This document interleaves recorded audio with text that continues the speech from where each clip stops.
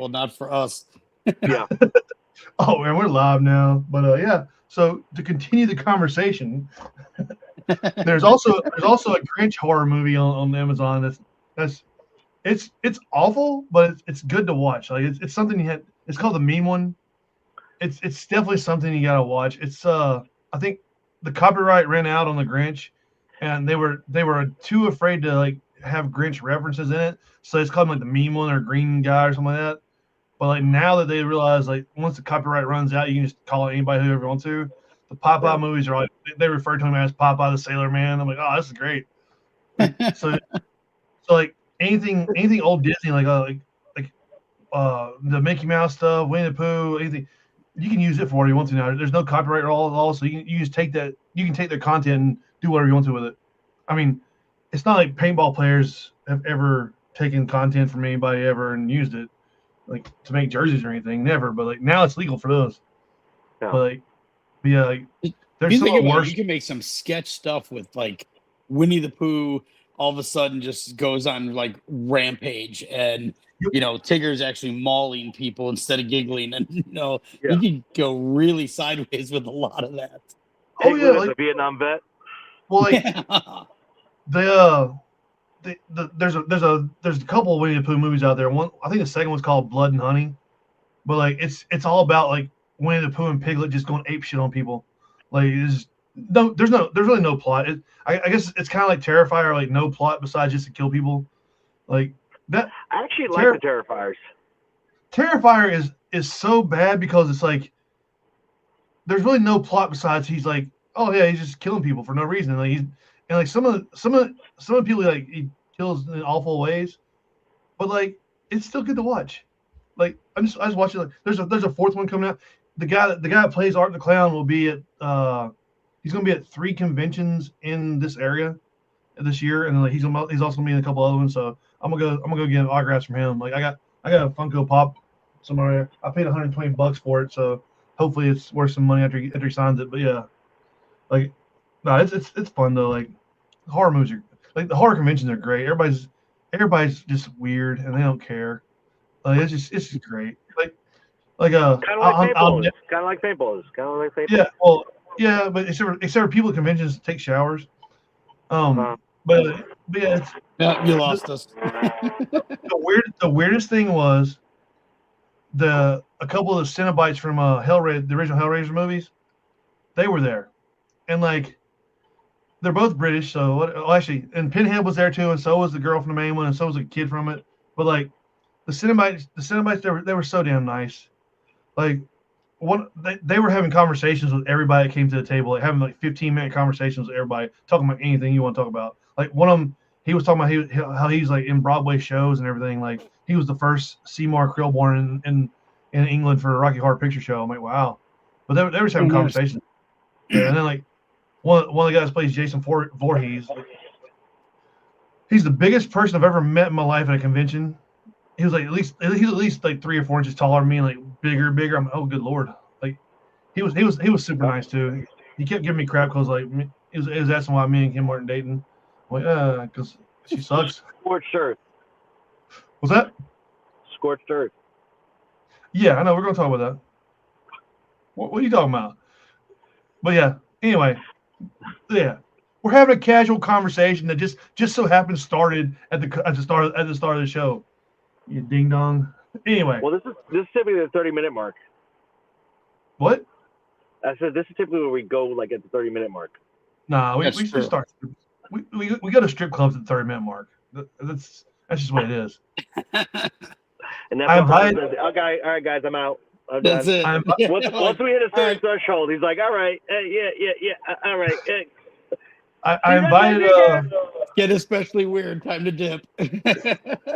I invited Tim to the stream, but he's like said he's working, which that's just lame. Works awful. Yep. Cupcake might join. I haven't heard from the bill yet. So anyway, we're mostly here, so we're good. I guess we can talk about paintball. I mean, if people want to talk about paintball. So there's a game next weekend. If people don't know, it's called Scorched Earth.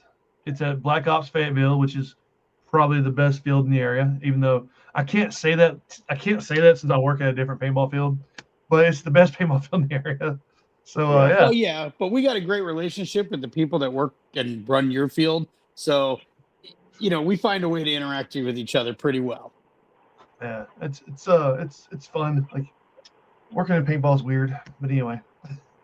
It is But weird. no, yeah, it's. You guys see the pictures that I put up today of all the new stuff? They completely rebuilt Fishing Village. The only thing that is still there, original, is the rebuilt church, which is not even original.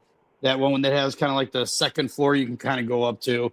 Everything else has been completely torn out and replaced with connexes. Wow. Hell yeah. Like, that's good though. Like, it's nice that they're always changing stuff. Like that's one of the best things about the field. Like there's always something going on. Like I appreciate that. And the castle's built. The castle's been built. It's been skinned on the outside. They are finishing the roof on the center column today. The bridges, like the bridge/tunnels to get into it, are complete. So you should be able to run into those. We're going to put it out tomorrow, but for people that have been there from the beginning, we are having the triumphant return of Slapstick 18 and 19 that have been missing from the map for the last 7 years, that were, once a field and then became the parking lot. Yeah.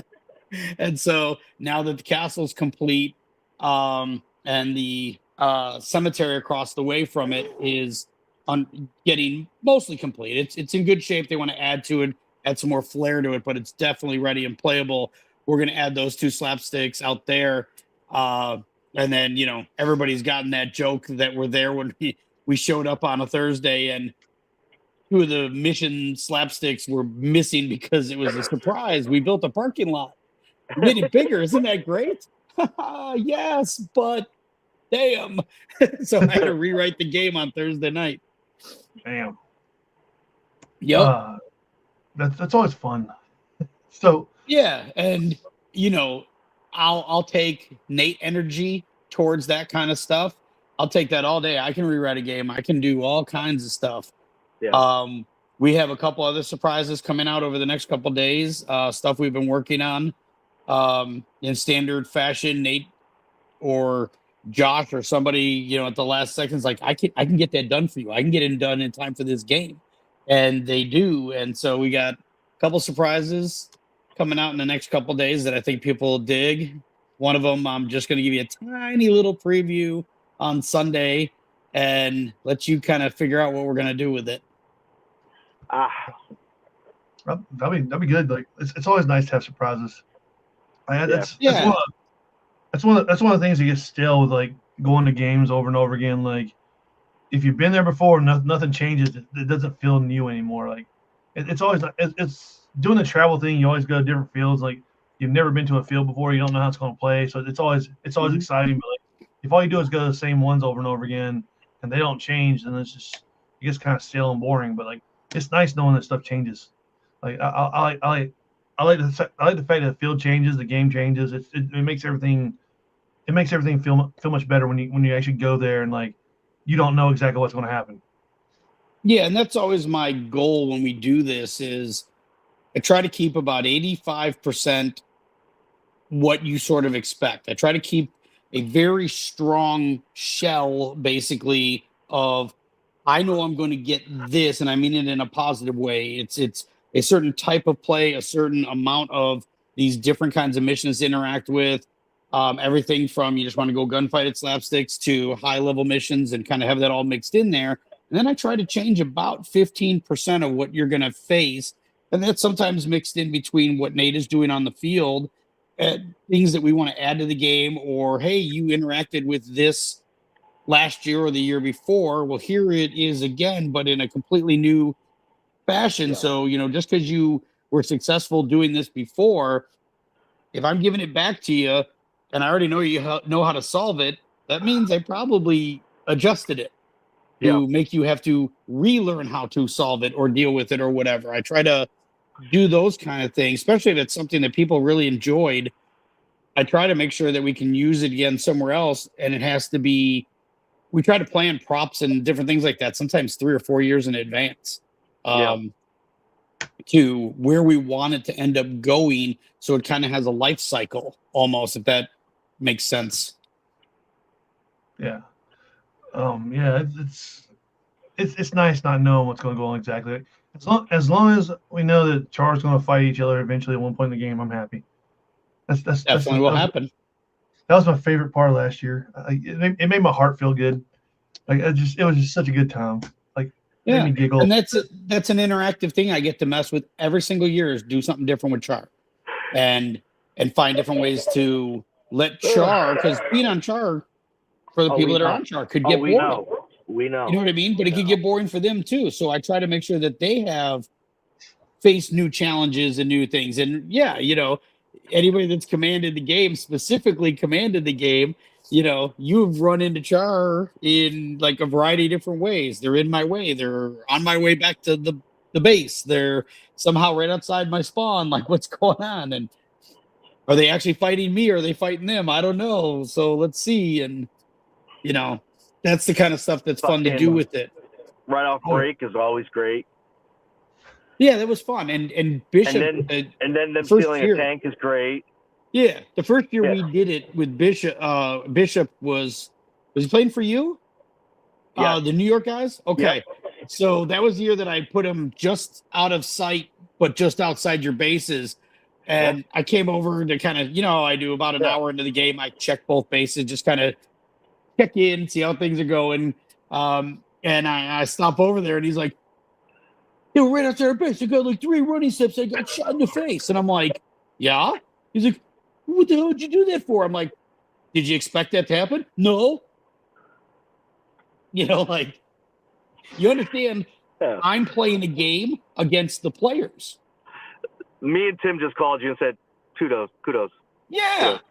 Yeah, and that's the best part. Like, I think it was Avalanche who kind of quoted it, is if I'm at a game of, you know, mine, and I specifically swear and call him all kinds of names, but I'm smiling when I do it as I'm reading missions, because I know I'm having a good time. I know it's a good game when I'm, you know, freaking Honu this and all that kind of stuff, but I'm smiling when it's happening, because it's just kind of, it's fun. It'd be no fun if I'm like, "Hey, walk right there, grab that, come back." You know, I mean, that's no challenge. That's no fun. You don't get any emotional into it, attachment of, there's no way we're getting this. And then you do, and it's like amazing. And, oh, this ought to be easy. Oh, crap, the Char, you know, and like, that's the idea. Yeah, I mean, I kind of called it that year. Like, I was like, because like, to be fair, we were kind of outnumbering a certain person in this chat on his side, and I was like, Tim, I was like, the first thing DJ is going to do is put Char right in front of us. And I put it in the chat. Everybody was like, he wouldn't do that. I'm like, yes, it's going to happen. So I think we were kind of prepared for it, but it's still, I wasn't able to stay for the game, but like I heard it got pretty bad. Yeah, and the best part about it is it wasn't putting them out in front of you on Saturday. That was what I was going for. That was possible, could have happened. The next day, the Char was actually in the center of the field. I sent 2 fast Char members to both bases to accidentally step out into the opening and get seen. And then, oh, crap, they saw us and ducked back into the woods, and they went all the way back to the middle. So instead of the normal 3, 2, 1, go, go, go, and everybody bursts out like rockets, everybody came all creepy out, all nice and slow. Like, I know it's about to happen. I just don't know where. And everybody's like bunker to bunkering as they're walking out of base. There wasn't anybody near them. But that's what I mean by that psychological effect. It's a game between the players and myself and the staff to not make it where you ever really totally are comfortable with what you think you're facing, but in a good way, not in a, this is going to be bullshit, I can't wait, he's going to do something else that's going to suck. It's I know him, he's doing, this is too easy, something's about to happen to me, and that's what I want you to deal with all weekend. Because that's fun. I think it's funny when like we walk into like a base and like there's like 30 of us just walking to a base, and there's already like another team there, and there's like, "Hey, what's going on?" And I'm just like, "Hey, y'all might want to leave." Like, Right. I'm not saying you have to leave, and like it's definitely not in the rules that you have to leave, but you might want to leave. You understand our guideline for this particular mission is shoot the first people we see, and well, here you are. Yeah, I told somebody last year, I was like, you honestly don't have to, but I was like, it's gonna suck to be you here in like 2 minutes. Like his teammates had to convince him to come off the field. I'm like, I was already telling people, I was like, if he stays in here, just like everybody point at him and just pull the trigger. But yeah, it's fun. That's the enjoyable part is the constant game back and forth with the players and finding different ways to even write and design the game. Like, and it's funny, we have people in this group that I've talked to Rob, I've talked to you, I've talked to Wade is another guy, Archangel. Like I was joking that Archangel, I have some stuff that I'm trying to figure out exactly how I want to implement it this coming event, and Archangel is going to be there as part of the char. And I'm like, yeah, I'm going to pull you aside a little bit and kind of run some stuff by you because I got a couple options how I can implement something. And I want his opinion because, you know, like you guys, like it's sort of become this council of elders. Like you guys have been around, you've watched the mechanics of it. You all have a little evil in your heart, but in a best possible screw with my friends kind of way. Yeah. So it's good to get other opinions on like, here's the thing, here's a couple of options. And then one of you go, hey, you know what we could do? And then it's just the most evil, wonderful thing. And that's what we end up doing. And so like, that's the real advantage of it being our friends that are all such attached to this thing is. Quick question. Yeah. Is Archangel still superior to a tank? Is he, no, like rocking hard place thing like he did? Yeah. No, that was a one-time thing. And only because we couldn't think of how to stop that interaction. He's invincible. The tank can't be destroyed. And we had and the ref's like, I don't know how to do this. Like, he's not out, but I really want this to stop. So when the tank, you know, the walking tank just kind of nudged him a little, he's like, tank tag, you're out. Tank tag? Yep, that's the thing. Why? Because I needed to stop. Well, made a rule right on the spot. Now that Tim's joined the viewing party here, let's just give that guy props for that music video music song he made. You should have seen us all passing that around when he did it. Like, but see, the thing is, like, he retires soon, and like he's gonna have a lot of free time to do more stuff. So I'm kind of worried about the future of everything. Like, I'm just gonna wake up and be like, hey, check this out. There's gonna be all kinds of just crazy shit going on with him. B-Rad Page don't play paintball. Right? The dictator's coming. B-Rad's gonna be his entourage. Nice. Yes, if Archangel's around. Archangel and I have actually kind of come to an agreement where if he's not 100% sure, he actually asks on certain things. He's like, this is really cool. I want to steal it. And I'm like, no, that one I need. I mean, who would steal a prop? I mean, you gotta really. You gotta be kind of a jackass. You gotta be kind of a jackass. I don't know a guy. But yeah, that was the year I found a prop, and I was like, I don't want either general to win, so I'm just going to take this with me. We definitely need a world where Tim has more free time for shenanigans. I absolutely agree on that. I agree. So, and it was funny because he sent me a message and he's like, I didn't have time for a video. And then he sends me something that had to take forever to make too. I mean, I listened to the first 10 seconds of it. Like, Lonnie's got her cereal. The game's ready to go. I'm like, this is going to be great. He made sure Lonnie had her cereal already for the game. And like, how much of an insider do you have to get to know that joke? And then boom, off it went. And on top of everything, for people who don't know, don't ask Lonnie questions first thing Saturday morning if the cereal's not open. That's it. What's the rule? If the glasses go on the head? Yep. It's already over. If the glasses go on the head and then she proceeds to put her hands on her hips, walk away. Rob just said if she puts her glasses on her head and then the hands go to the hips, just walk away. And another thing you guys don't know with Tim, he has a lot of free time because he makes fake props. Tim makes fake props and puts them on the field. Definitely Tim. It's definitely Tim that does it. Hollywood Nobody used to do that too. You remember him, the photographer, Hollywood? Yeah. He put fake money out on the field. He'd do all kinds of stuff. And he just, he'd be like, can I do this? I'm like, can I stop you? No, then sure. Well, you have a rule that says you can't make fake props if they resemble the game props. And like that would be a rule. I would ask that not happen. But when it comes to other creativity, I don't care. If you bring me something that's not worth points, I'll thank you and we'll move along and you won't get points for it.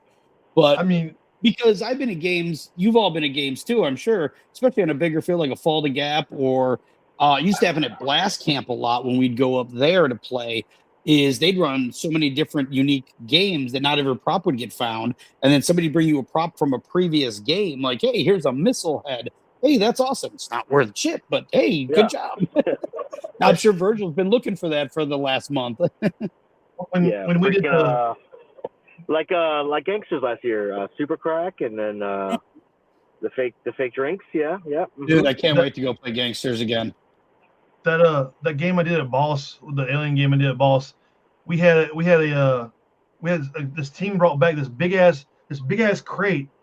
It's like a coffin with an alien in it. And hey, how many points is it worth? I'm like, nothing. I was like, that's not one of my props. They're like, but it's an alien. I'm like, it's not a prop.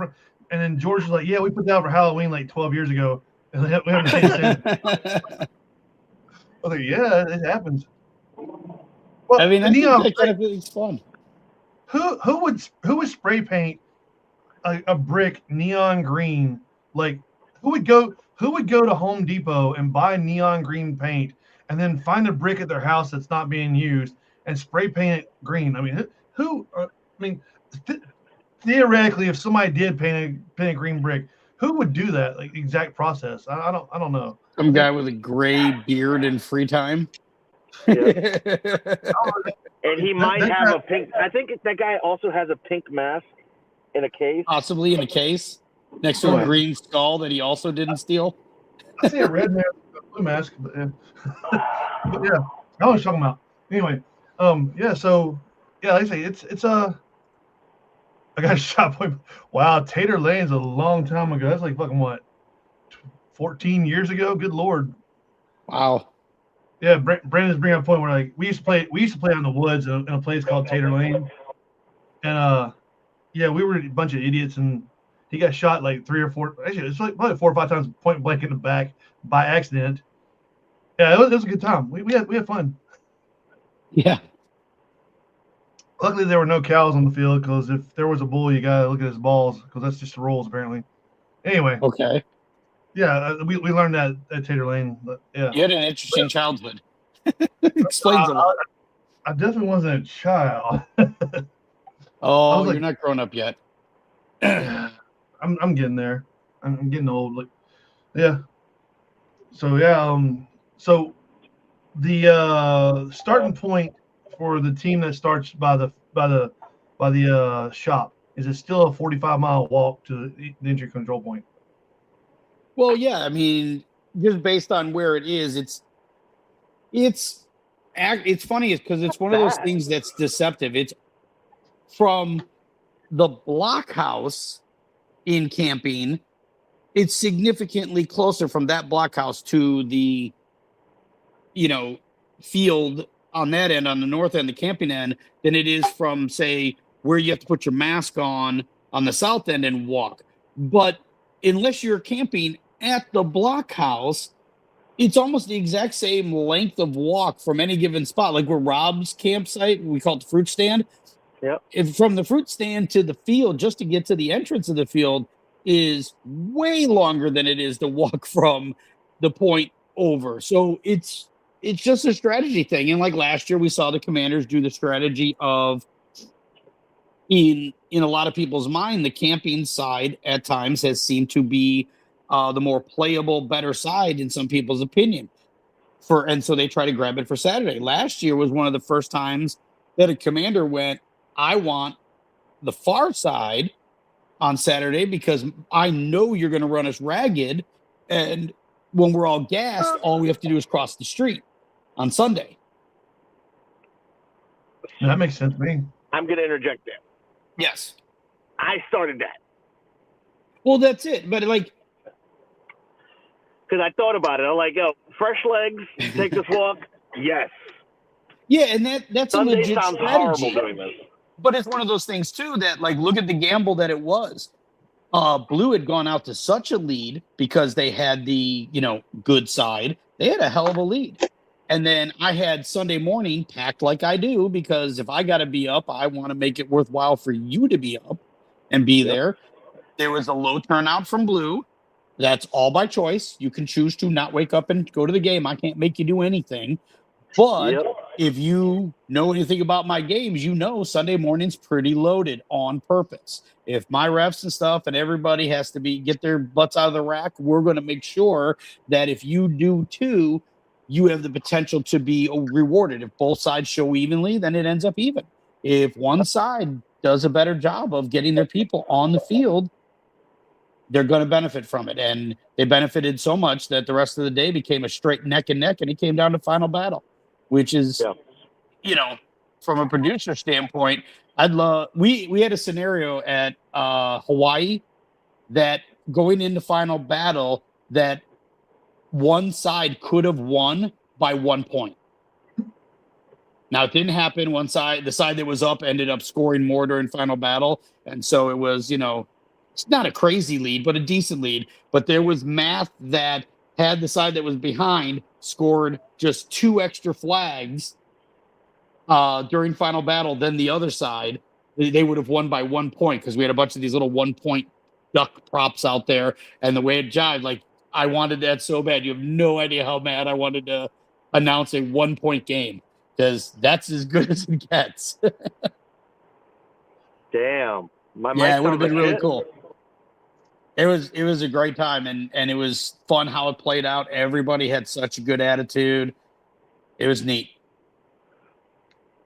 But it's just a taste test for when it comes to doing this one. This one, I love all the games I get to do. I'm very lucky, but anybody that's been around Scorched Earth, especially you guys that have been around it from like day one, there's something special about it. I mean, before there is, other people started adding a bunch of games out there for a variety of reasons, regardless of crappy weather conditions, they trying to force them out there. This sort of always was the kind of unofficial start to everybody's season. Like, this was like the first big game, and it's still the first big game of like real size each year, in each calendar year. There's a lot of other games that go on before this now, but this is sort of the one that really, it's always 700-800 player kind of turnout. Everybody has a blast, and they just go.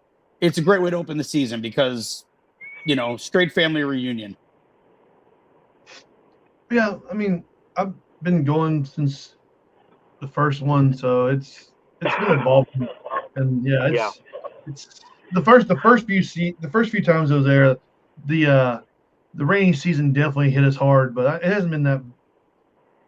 It really only rained during game days on the first one, when it was that we tried to do the dinner battle the first year, and it was like 45 degrees and rainy, and the field was like half deep or more, and everyone's like, I'm out. There was like 5 people that played the dinner battle on Saturday night because it was cold and wet and nobody wanted to do it. But we've had very decent turnout, and the weather has been acceptable. There's some rain that has shown up, but it just happens. But the temps are reasonable. It's actually comfortable paintball. Right now I'm looking ahead at it. It might be one of the warmer ones, actually. So people got to make sure they hydrate and stuff. We don't talk about that shit. After watching some of the seasons where we had rain at every event, I'm no longer worried about that. You guys are coming anyways. You're right. Yeah, pretty much. So here's a question that I have. Okay. I think it's a very important question. It's a question that people have been sending me messages about, and I at first was like, they're like, who are the generals? The same guys as last year. Yeah, I don't know who it was. Oh, I'm sorry. Johnny Christensen, Bravo from the Earth Pigs, and then from Soldiers of the Chaos, it's Mark Dreadnought Bellamy. That game was so well done by both commanders that I thought, and especially because there was such a high lead in one side, the underdog team, it's kind of like what we're doing this year. Johnny last year was kind of the underdog. He needed us to do some adjusting of some teams to balance it out so we'd have a decent game. And he still was the underdog going through the entire weekend. And Mark went out to a big score on Saturday, and then Sunday, Blue didn't kind of get fired up. They were probably enjoying their day victory or resting their knees for how hard they worked or whatever you want to call it. So, but Johnny came out strong in that first hour and really tightened the score up. And then it was neck and neck, and the underdog team came from behind and won the game. Nice. Which was fantastic. So this year, which sort of happens, you guys have seen this too, when you win, almost everybody that was on your team when you won are like, I'll fight for you again. And you grab some of the guys from the other side too. Except that 1 year. That was your own damn fault. That was your own fault. You know it. Like you called down to every rule. Like you seriously called it down on yourself, man. Like you did everything. You and your partner did everything in your playbook to get everybody to play for the other side. That's right. I still love that. I still love that partner too. He's awesome. Yeah, I got to share a Airbnb with him in a couple weeks. I wouldn't do that. I don't share Airbnbs with any. Rob is one of the few people I've ever shared my secret location that I stay at with because I sworn him to secrecy. Kenny is actually a very good housemate. Like we were Black Flag last year. It's just when you're out and about in the world, and it's like 10 or 11 o'clock at night, and he says, "I know where I'm going." Don't follow his ass. He is not allowed to lead any groups of people anywhere this year. Like, maybe on the paintball field he can do it, but like off the paintball field, if he says I know where it's at, it's right. Let's go to the cut. And don't follow him. This is not happening. It's not happening. It's not happening here at all. Ever. No. Hey, look. That was probably one of the wildest fucking weekends I've ever had. We did end up having a good time that night overall, but like getting to that point was kind of frustrating. I can say with 100% clarity that I've never ate prime rib in a strip club. Yes. See, I got to live vicariously through you guys because back when I was just playing and going to the games, I would have been right there, part of that little happy band of shit, and I'd be the guy that all of a sudden you realize I just kind of disappeared. Like I would go on a little walkabout and get lost. You know, Lonnie legit says she walks behind me, and I didn't really catch on to it until a few years ago, and she does it because I see something shiny and I'll wander off, and all of a sudden she'll turn around and I'm gone. Like I'm not even in sight anymore. And so she's like, I actually make you walk in front of me so I don't lose you, which is legit. So I tend to be a drunk walker. I disappear sometimes, but it's fun. Like, but yeah. I think we're going to do it again this year. But the ATM at the motel is where you go. You don't go to the one at the place. You go 50 feet to the hotel. That way, it's not $80 per transaction. Or you bring cash before. So everybody needs. I got a bunch of chips. I don't know about y'all, but I'm cool. I knocked that shit off my bucket list. We're good. We don't need a VIP. We don't need none of that. Until next year. Until September. Anyway, so speaking of awesome places to go in Fayetteville, there's a lot of awesome places you don't want to go in Fayetteville because like you might die. But anyway, there's a place called Granddad's who does a soul food buffet Sunday mornings. The line is ridiculous at first, but people get in there. Flip, Amy, and Alicia went last year. Jason was supposed to go, but he got stressed out by a line for some reason.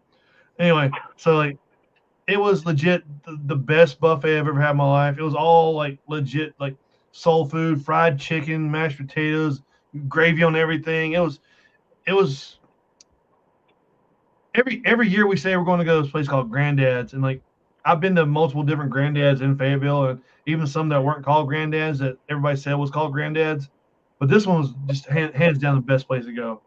It was. Yeah, there's a few of the places like that in Fayetteville that are just those. We get our printing done at a company, like all of our printing for like flyers and maps and all that. The same place does it in Fayetteville, and then we mail it out to whatever game we're going to. But we were there one time and just kind of went to meet the guy because he had done so many cool things for us and wanted to chat with him. And he's like, "Oh yeah, you got to go to this place, this barbecue joint. Like the barbecue sauce there is my family's recipe going back, 100 years and all this." And like you walk into the place and there's one guy whose whole job it is just keep slopping batter up into this skimmer, and then he just has like a trigger handle like this, and he's just squirting in, Cheeto size hush puppies. Wow. And that's all his day job is. And it's one of those, pick your meat in three sides kind of joint. Yep. And with barbecue, and it's fantastic. And like you walk in the door and like every head turned and looked at us. We're like, yep, we're new. Like we're not supposed to find this place, but we did. And dude was right. It was really good. Any food vendors for Scorched? Nova's coming. It's always a thing when it comes to the two Nate Fields is he's got the best pro shop in the business. And No. Any food vendors? Oh no, they're going to be selling food at that one. We will have Larry back for Black Flag, and 99% sure all that hootenanny of last year is out the window. We'll be able to do everything back down by the field again, like we're supposed to, and just streamline that whole thing. That was more of given absolutely no other option. Sounds great. Let's do it your way, government. But now that everything is done and all that, we'll be able to do everything down there, and it's gonna be great. Larry just got an even bigger thing. He's actually got a much bigger, better trailer now that he just got approved. It literally got approved this week. So he can actually smoke the briskets and all that stuff on the trailer. Hell yeah. Yeah. So he's pretty legit and, just the nicest guy in the world. If we could, he's retired now from the fire department. If we could find an actual job with him, he'd probably travel with us. He's so into what we're all doing and loves the crowd and all that. So it's fun. That's awesome. Yeah. Larry and his wife are good people. Yeah. And they've come in clutch. Yeah. There's no possibility they thought they were going to all of a sudden hang out with a bunch of paintballers. Like it's not their thing. Yeah. And, they got in with all of us and they're just like, yep, this is a really weird band of people, but they're fun and they're entertaining and they're all generally nice people. So we're in. Yeah. So apparently I missed the hootenanny last year because I was definitely hungover and worried about sweating all the alcohol out of my system. Oh, that's fine. It'll definitely happen. Yeah, it was definitely a fun time. Like it was way too hot last year. We got to do something about that this year. Like the weather's got to change this year. It was such a fluke too because the weekend before it was like highs in the 60s and the weekend after it was like highs in the 60s. It was gorgeous. The airsofters had a perfect weekend because they came after you guys and couldn't have been more relaxed. Like you guys had a scorcher. It was hot. Yeah. And this year, the very next weekend it was black gorgeous. Jerseys. I'm not bringing black jerseys with me this year. Right. And there's going to be some cool stuff going on at the field. We're talking about some of the cool stuff, and this is about Scorched Earth. But now that big building is done. Lots of stuff can now that's done. It can't be more done. You know what I mean? So now a lot of this stuff will shift over to field improvements and the way the plan's going to go on that. And we've been having some pretty good conversations about what that looks like. Nate and I were talking for probably 45 minutes the other night about I'm thinking about a time frame like this, and Nate is like, "Oh no, we'll get it done like this," in a very short period of time. So he's like everything else. I didn't know he was rebuilding Fishing Village, but he decided he wanted it done, and bang, done. So it's going to be the same thing. You're going to see a much different field than you saw last year. There's going to be based on some of the things we build, there's going to be more cover when it comes to that too. So, hell yeah. Yeah, and a lot of it will be in place before you guys get there because we're doing the airsoft game in August, so we're going to do it earlier. Yeah. So let's give you a little more space. Let's talk about what Rob said. So pro tip for everybody that plays, like the new players and the dumb players and the players that really just can't understand science or anything. If you're playing a paintball game, kind of player, it's going to be over 80 degrees in the sunlight. You don't wear black pants, black shoes, black shirt, and then put a black full sleeve jersey on top of it and not expect to not halfway die. So yes, Rob is a good lesson for everybody. Hold on. And you don't spend your whole morning drinking bourbon. I mean, that might be part of it too. You can wear whatever you want. If you drink half a bottle of bourbon before you take the field, you're going to be miserable and sweaty no matter what. Well, see, that's the thing. I think you can drink. And we slept like what, 2 hours? And it's almost like you guys are part of who's leading the whole. It's a family reunion. We happen to play paintball at. Instead of this is a very serious game. You got to be there. You got to like I want you on the field. I want you playing. I want you to have a great time. But let's be honest. I want you to have one of the best weekends of your life. And I'll run a game so I can kind of help collect this little wild band of miscreants that are our friends. And then, you'll play some on the field, but you're also going to then go off on adventures and do your thing. Like, we had a hell of a time at Dave & Buster's that night. Yes. We did. Let's not talk about Dave & Buster's ever again. That was a rough time for me. All right. That was okay. It was still fun. But yeah, so I'm gonna break down. Templars was hot as fuck. You're right. Templars was. I think you can drink. One of the reasons it's not on the schedule right now because I don't have a spot to put it that makes sense. It was so hot that Ben ran away from me. Fake news. Like you were about to get wrecked, and you were like, "Nah, I'll make up a story." Anyway, knees to chest, motherfucker. Knees to chest. For every layer of clothing you don't wear, it's 2 shots you can take extra before you start playing. And for every layer of clothing that you wear, it's not black. That's another 2 shots. You're good. You're me good. wearing like a tank top and shorts and flip flops means I'm set. Hell yeah. I mean, you guys do see me out there playing with like no sleeves, like a tank top and shorts and everything. Because like I'm just like, this is bullshit. I ain't playing the heat. Like that heat had me legitimately ready to fight flip for the first time in my life. Like I was so mad at the heat at Tim Boy's Treasures, and like you just had heat anger. Yes, I was mad from the heat. It's but the Black Flag heat was like, it was just like, damn it, Fidel, why do you want to go on the field for? I'm like, I don't want to. Like if Fidel goes, I gotta go. But More slippers, hell yeah. But like, yeah, so that's why Scorched Earth is so much better because it's not burning hot out there, and I don't hate it.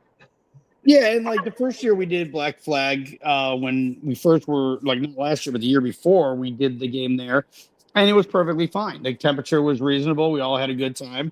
So we're gonna have to see. I remember that one year at that old field, dog. It was like 100 degrees. Oh yeah, that game in June that we did. Oh, it rained like every morning, like overnight, but not during the game. So like the game would start and we could play and it was dry, but everything was so saturated that the heat came out and it just turned on the humidifier.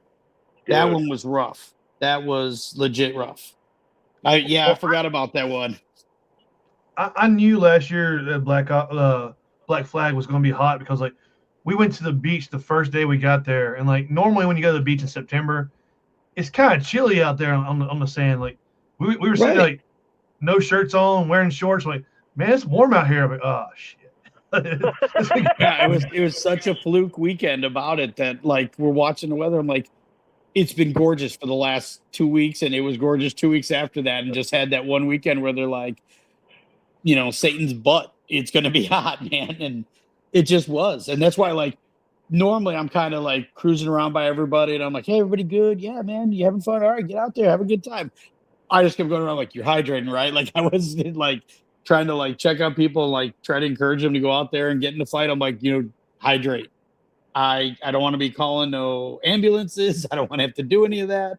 And, I mean, we had our one ref that had a little bit of a heat situation we had to deal with. Yeah. And that was just the thing. Because of what she had to wear to ref, to be comfortable reffing, she was just overloaded, wasn't hydrated enough, and weighed 80 pounds. So, when she got out of it, she got out of it quick. And she was fine. All in all, she was fine. She needed an IV bag and some air conditioning, and she was cool. But, those are the things you got to pay attention to. Yeah, and like Krishna said, it's also like playing on a beach. So, your calves take a beating on that field in a different way than it does, like, say, Fall to Gap, where all the hills, that's all your legs, get sore. But your calves, you have to do a lot of pushing with your toes to run forward and move around in Conway. Hell, I found a cheat code for Fall to Gap. Tank. Right in the tank. Yes, sir. Yes, sir. Like, I love my guys on NATO. I love my friends on Warsaw. But when I found out my option was I can fight out of Sim City all day and never have to leave that area, sold. I got to go up like a 5-foot hill, maybe 10-foot hill max, and the turnaround time from base to front line is like a 5-minute walk. That meets my 55-year-old knees right where they live, man. Yep. Well, like, I'm very excited to play this game because all right, so this is the first time that like I'm actually playing. You're 65% bionic now, right? Yes. I have new eyes, a new nose. I've lost 62 pounds so far. Like, I'm kind of interested in how this is going to play out this year. I can actually see people this year. Like, I've been shooting at like just movement for years, and like now, like I'm seeing an HD right now. Like everything that, like I have to wear sunglasses every time I go outside now because it's just so fucking bright. I can't deal with the brightness, and like my eyes see so well that the white light has a blue tint to it. So it's just I can Bonnie see got stuff. the LASIK and was real sensitive to light for quite a while after that. It's very, very apparent that part of the trade-off was you pretty much have to have shades on. Well, so why? That could also be as you're getting older too, because like I've become very aware that I'm just happier with my shades on more than not anymore. Well, I had cataracts, and like everything had like a brown tint to me, and like as soon as I had the surgery, I'm like, wow, this is what colors are supposed to look like. Right. I'm seeing stuff way different now. He found out what colors taste like. Apparently, I did that at a rave one time, but anyway. But no, like it's definitely like I'm very interested to see how different I can play. Like this is the first time I'll be like at a game playing under 270 in years, so I'm pretty excited about it. Well, that's cool, and like, I mean, think about it. That's what I mean about this. Like, it becomes this family reunion. We've been through all these little things and bumps and bruises and different things. Like, we're gonna end up doing a game. We're all doing an extra game this year than we weren't planning on because Brick decided to go get all old on us and get sick. So we're gonna do a game for him. And we can be sympathetic or we can pick on he's losing his eyebrows, and I choose the latter. And like to mess with my boy. And he's doing great. He's got a positive attitude. I talk to him almost like every day, and like we're gonna miss him at the event this week, but we're gonna see him, in a few months, and he's gonna be able to come and hang out with us. And you lost weight, and you had surgery, and you did this. Like the stories of all of our lives have kind of interwoven each other. We know more about literally the 1,000 people or so that come to and from this game on a regular. Like, we know all the stuff about all of us. Like, it's become such a big, it's almost like one big clique except there's 1,000 of us. You know what I mean? To be fair, like, it's always been nice, like, you know, because I can only speak for myself. Life's been lifing for a little while. Yeah. It's always been nice just to get around my brothers and just, like, reconnect and just, like, woo-saw for the weekend. There's no worries. There's no nothing. That's I wouldn't be exaggerating to say I got 3 different messages in the last couple of days of somebody like, hey man, I'll be at the game. Like, that's awesome. He's like, yeah, last game I was at was, you know, one of them was I was at Black Flag, and he's like, my life has been one nonstop kicking the nuts. You know, I'm paraphrasing, but basically, I've been taking it right between the goodies for the last 4 months, and it's just sucked. He's like, and I'm like, well, you just need to come and hang with the boys and be part of the crew and do the thing. And I'm like, it's not going to fix one bit of your problem, but you're going to head back into those problems with a much better attitude, and your vibe's going to be a little recharged on the, you know what, life's not that serious. We can work this out, and I'm going to be attack this shit with a better attitude. And more than one guy this week, like legit, like 3 dudes were like hitting us up about it. And, you know, another guy had to get his knee surgery. So like we figured out a way, I think, to sell his ticket to somebody else. And, you know, like, that sucks knowing dude hurt his knee. Like, he's one of the crew, and it sucks he won't be there. And like, but he'll be back, you know? And so that part's awesome. How's how are numbers looking? Really good. We're on track to be about the same size as last year, right around, I don't know, 650, 700, give or take. Really good. The sides are a little bit to Johnny's doing really good. There's some really quality teams on the blue side, but they're definitely down in numbers. So as numbers don't mean shit. Right. Now, as we'll do some balancing, we've made both of them a little bit aware that we could definitely use a team or two from red to jump over. We don't, you know how we are. I don't make that happen. I try to stay out of that the best I can. At this game, the char sort of balances that out. If you start spawn camping the other side and the char lands in the 50 where I normally keep them kind of so they hit both sides evenly, if they hit the 50 and you're on the other side of the 50, that just means they land on you. And then they just shoot the shit out of you, and they have a respawn cone. So they can dramatically change your position on the field quickly. So you sort of want to hit it evenly so they have, you know, targets on both sides. You know, we write I always make sure that people understand, like, I don't place them ever. Their mission is written in place when I write the game. We fine tune kind of the drop points based on the mission, but we've got it kind of mapped out ahead of time. So that way nobody can ever say, oh yeah, you set the char on us to try to unbalance the game or balance it. I never do that because I don't want that to be a thing. That's usually what pisses people off. So I don't want to ever do that. So, Hoffmeister's right that about 700 people is about the perfect amount for lots of movement. You're not always engaged in a fight. It works out pretty good. So I know there's some armor coming. So there's going to be some fun with that. And so, you know, it'll work out. It always does. And we got people with such a good attitude that it's going to be cool. What up, Santos? Santos, those dudes were fun in Hawaii. They had their very best life ever out there, which was awesome to see them enjoying it.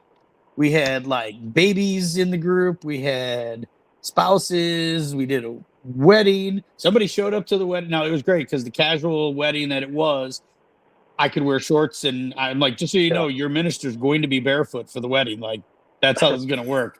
And the couple was fantastic. They didn't want the long vows and all that. I threw a whole page of the ceremony out because they're like, we just want a pinky promise. And I'm like, what? And they're like, we just want to literally go, I pinky promise to take care of you for the rest of my life and only be with you and love you. Okay, do you pinky promise the same? Yeah, bang. All right, you're married. Let's do this. And it was awesome. And then they got home and the government got involved and made it all difficult. No, it was difficult there. The website was down to register their wedding. So, like, we ended up having to, like, register their wedding with the website, like, make it all official. sitting in a bar on like a completely different part of the island that they called me up like on Monday where we were going to fly out later that day. And we went to this restaurant that was all the way up by Lahaina, all the way kind of around the bend. And just so happens when he calls, he's like, hey, we couldn't get the thing done. We need to find you. We need to get this done together. And I'm like, okay, well, we're in Lahaina. And he's like, oh, I'm golfing in Lahaina right now. I'll be there in like 10 minutes. And so like it worked out perfect. Wow. So government websites are awesome on a federal holiday. Yeah. So we just sat there and just muddled through it and figured it out together, but it got it all set. That's awesome. So that makes good. So like Rob can get married to Brownie next weekend. That'd be great. I can make that happen. Let's go. I'm just saying. Actually, no, I can't because I don't get divorced officially till 12th. So. Oh, okay. Yet. Yeah, we don't want to commit any felonies. At least not that one. That's not that much fun. That's not a fun felony. Let's do something way more fun. Yeah. Yeah, felonies. Yeah. Yeah. Let's hear a yay for felonies. Felonies rhyme with Fayetteville. Let's not get one next weekend. That's the only thing I ask when we go on these trips, is that nobody dies and nobody gets a felony. I don't care about anything else. No, and you know what? I'm down with the no felony thing too. That's a pretty good. That's a pretty low bar to try to reach. So I think we got it. No promises, but I mean, Jason and Flip tried to get me one last year. They tried their best to get me one last year. Man, I was not very happy for like 30 minutes out of my day. But I mean, after that I was good to go. But yeah, and then and then like I don't think we were close to the felony that night though, so we're good. That night there you go. Santos, Hawaii, 2028. This is the earliest we've known and confirmed that we're going back. Usually it's not until like a year out from the game that I kind of hit the owner up. I'm like, so what do you want to do? You in or you in kind of thing. And he was all about it, excited about it. So, and we're going to do an airsoft game too out there now for them. So it should be fun. Everybody's good out there? It's funny listening to those guys. They're like, how do we travel with our equipment? There's no way we can get our gear there. I'm like, you understand people travel all over the world to play these sports. Yeah. We have MagFed players and their markers look a lot like your replicas is the word they like. Replica, which just like your replica, and they can get them to Hawaii too, man. Like there's a way to do all this. Well, like, I know that David Justin, he's part of the paintball international paintball bridge. They just tell you to go and like we'll get hooked up when you get there. So I mean, I'm sure. Right, which unfortunately for Hawaii is a little harder because there's no stores out there.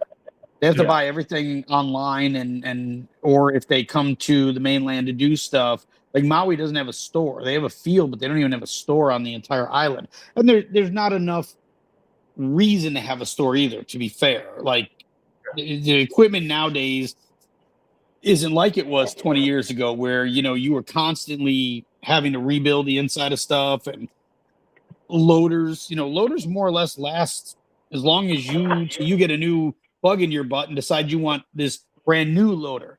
Most of our equipment is so good at this point. It's all by choice now that you get something new. Most of your stuff would really hold up just fine long term, especially if you maintain it. Airsoft, their shit still breaks on the regular because they're at that sweet spot of we can make it do things that we don't have the innards to hold up to what we make it do.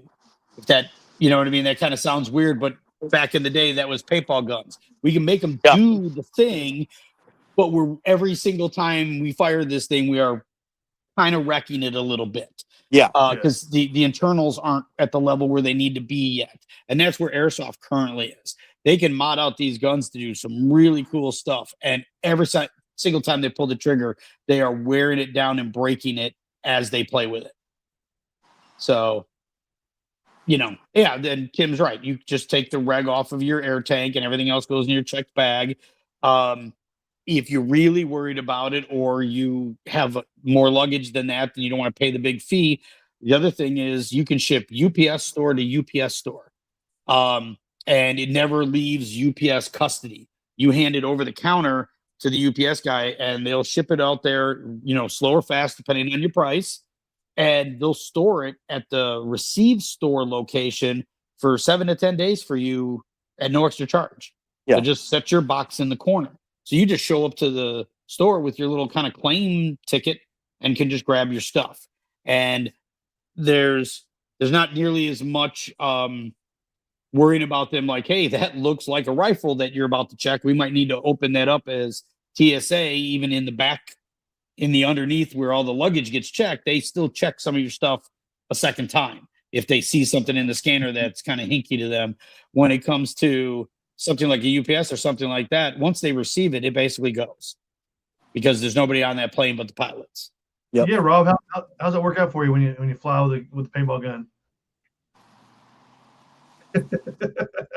You guys see the video of the time that want to say it was Josh Howell tried to bring his marker on the plane, and I'm not entirely sure it was him, but it was an HK guy, and they pulled him out of the line at TSA, and he got a working, and there was all kinds of cops involved. Like, it became quite a thing. Jesus. Yeah, it was quite a show, and one of them was filming the whole thing, for posterity, which made it even better.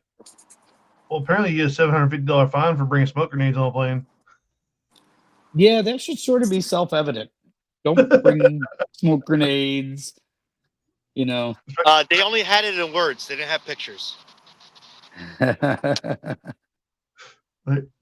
Those smoke grenades, they start off with fire, so that's not good.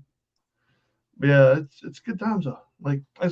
And it's funny because I tell the airsoft guys, they're about 20 years behind us, and it's in a good way.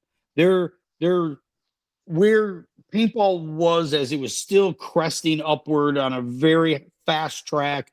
The equipment was getting cooler. They were coming up with new and better ways to make it work. And they're just at one of the things they're just at now is their insurance companies are starting to mandate a little bit more full face protection. And if you're old enough, you remember paintball. All we had to do is cover our eyes. That was the only thing. We all had shop goggles or like the JT motocross goggles. That's all we started with. And once enough teeth got shot out and stuff like that happened, the insurance companies just went, nope, that's it. Full face protection. Done. Yeah. They're at that point. They're not there yet. They're probably the next 5 years they'll be into that situation. But they also are at we don't travel much because they don't have our option. There's a big game of some form for paintball within 6 hours of your house just about every weekend. It may not be a game you want to go to, but there's one available almost every weekend within a reasonable car ride. I mean, it's a hell of a drive, but you can do it kind of thing. And they don't have that. They still only have these three big producers in the industry, the very big guys. And unless they come to your area, then you're really counting on much smaller local production. So they still do open play. There's it's hard to find open play nowadays in paintball because people that do it at the level we do, there's birthday parties, there's bachelor parties, but the people that do what we do, they just have another game coming up in 2 weeks. Yep. So they don't that week in between the two games is when they're doing the laundry, doing the chores around the house because they know they got another big game coming up. Airsoft is still a every single weekend kind of thing for them, even if it's just for a little while because it's the only way they get their fix. So it's fun. Yeah. I mean, I tease them all the time. I'm like, I feel like I'm cheating because I've seen the movie. I've seen this movie and I've got the whole script right here. So it's going to seem for quite a while like I know I am somehow clairvoyant, but it's a shooty sport. Shooty sports are awful a lot alike. Yeah. Same, definitely. but different. Yeah. Yeah. So So back to the game, I guess. So we still have the great parking at the game, the great camping site at the game. Yep. Showers, if you want to pay for showers. Shower pass, you can get that, and it's really reasonable. Got legit bathrooms there. There's a legit. They added more. Up by the main building, there's that Connex now that is actually 3 separate bathrooms, plus what's in the building. Plus there'll be some porta johns up there, and then down by camping, there's the blockhouse, and then we're gonna put another like 10 other ones out there. So it's one of those things that we had it done wrong one time back when I worked for CPX, and we still had the home field of CPX. We legitimately had one of those where like you open the bathroom Saturday morning and it was a horror story. Yeah. And we just didn't have enough and we didn't get them cleaned. And we made a big decision that day. Like, you know what? This is one of those things you can't ever get wrong. Yeah. Everybody needs to show up to the bathroom Saturday morning and Sunday morning and be like, wow, I had to wait another 5 minutes real quick because the guy just cleaned them. They're perfectly fresh, clean, restocked, smell fantastic. I mean, what a difference in how your day starts. And so it's one of those things that is as dumb as it is. I never thought I'd care. I never thought it'd be my focus. And even if it was nasty. I remember some early Saturday mornings at Foldagap. Remember back in the day, dude? Mm-hmm. Oh my God. Yeah. But think about it. I never thought, even if you were the player and you can't stand that, you walk in and you just sort of register like, yeah, that's nasty as hell. Duly noted. And you just kind of move on because what are your options? But when you all of a sudden you're the producer and you got to make sure it's right, like you should hear the debate we have on how many we need and how many we need them to get cleaned. And it's surprisingly it's not free and it's kind of pricey per unit and per cleaning. But it's one of those things that it's like for the overall vibe of the event, you just can't not do it. You have to do it, and you have to make sure it's right. Oh yeah, registration speed, chrono speed, make or break your whole day. You stand in chrono line forever, and you'll get annoyed quick. Yep. You stand in line because it doesn't matter that you got there 5 minutes before the game starts. The fact that you're not on the field at game on is the chrono ref's fault if they're making it longer than it needs to be. Yeah. Yep. So we take that out of the equation. We have such a fast, efficient crew with what they do. If you're not on the field on time, that's on you, dude. That isn't us. And that's okay. You're allowed to choose not to. also though, if you showed up 5 minutes before game on, well, 100%, but that doesn't mean they won't come say something about it. I understand. They can deflect it. They will. And that's okay. Like, I get it. It's a part of the thing. So we try to make especially Sunday morning. All we're trying to do Sunday morning is make your hangover or you've camped you're on your 3rd day of camping. You can have the best setup in the whole wide world. By Sunday morning of camping, you're kind of over it. Yeah. Even people in RVs are kind of over it, because it's still not your own bed. There's still somebody 2 campers down, who was up hootenannying and having a good time and doing that. There's a reason I don't camp on site. I disappear because you can't come back. The first time we were producing games, we'd stay at the field, and then at 3:00 in the morning, bang, bang, bang, Honu, come do a shot with me. Dude, at 10:00 last night, I had to use your guy. At 3:00 in the morning, Lottie's going to come out of here and cut your throat. Yeah. All I'm going to do is go, you had this coming. Like, it's just different when you're in charge because you have, like, whether we have a great time or not, I got to make sure I'm up and talk to people at, 6:30 in the morning. You don't have to do that as player. Your game time and play is completely up to you. So we actually started staying off field just for that occasion. Stay off field, like, it does sound fun. I become a glamper. I used to camp all the time. Mm-hmm. Rustic camp, just be in my car. But as I gotten older, man, I need a bed. You get it? Because if not, then the cankles come in even worse the next day. It's just like, the fuck. There's no dexterity at all. And you know what people don't, it gets lost on people. When you're old heads like us, and we've been around and seen this a million times, I can literally tell you in like 10-year blocks, I have had somebody disappear and wander off camping. There's usually alcohol involved, and they disappear. And like, watched people, it's a crisis. It's a crisis. It's a crisis. I'm like, dude, Chuck found himself a nice cool log to lay his face on while he returns his alcohol. And probably just decided laying here because he's not quite sure he's done is the better, smarter approach. When he's done, he'll come back. And no, they wake up everybody in camping. They do this whole thing and blah. And the next thing you know, like they never find him. All did is ruin everybody's night's sleep. And about 6:30, daylight's just kind of coming up. Here comes Chuck moseying out of the woods, like, hey, what's up? Oh yeah, I was getting sick in the log. Like, yeah, you guys almost stepped on me, but like I wasn't feeling great, so I just kind of laid there. So he just always, and it just happened in Hawaii. One of our refs, if you stay with me, and he wasn't drunk, he just went out to like go for a walk and just kind of enjoy the beautiful Maui air kind of thing. And he told Hunter, he's like, hey, I'm going to go for a little walk, go have a cigarette, and then I'll be back. Well, then Hunter went right to bed. So the only person she told that he was going to be out doing his thing went to bed. So we had no idea. So we locked the whole place up. Like, if you stay with me, I lock all the doors. I'm a very, what's the house is secure. I know nobody's going to just show up. And so that's it. So we locked the whole place up. And the key was inside the house, not in the lockbox. So we all went to bed. He starts texting everybody like 2 hours later, but we'd all gone to bed. I wake up in the morning, I'm walking out, and I get met with, and I'm not going to give him up because he was almost hysterical about it. Like, Butterballs is missing. We don't know where he is. I don't even say a word. I just keep walking out to the car, set my stuff in the car because, that ain't going to change it. So I set my stuff in the car, and I think about it. I'm like, Butterballs, this guy ain't a rookie. This dude has done, he's lived life right. He's been out there. Yeah.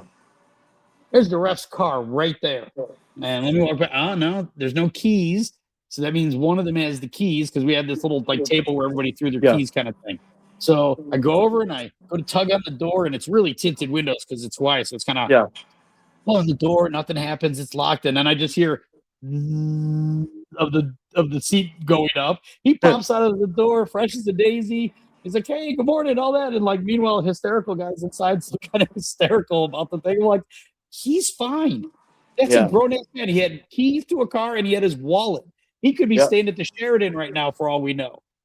Like, we didn't just send him, adrift on a raft with his hands tied behind his back. This is a grown man in a resort community. He's going to make friends. He's fine. But it's always fun watching him work up to the stress of it. I mean, I've never disappeared before in my life. But anyway, no, sometimes, going back to this whole having you up at 4 a.m. Wait. We ain't go to bed till 5. You're fine. Look, sometimes getting 2 hours of sleep is way better than getting 6. All right. Hell no, because me and Henny didn't get to the 5 in the morning that day. No, and Santos can't complain. He was a willing participant. You knew what you were signing up for. I opened the door to that clown car, see who's in there. I understand how my night will most likely end. I could have all kinds of ideas of, in bed by 10, but I know it ain't going to happen with that crew. you agreed to something just by getting in that car. Exactly.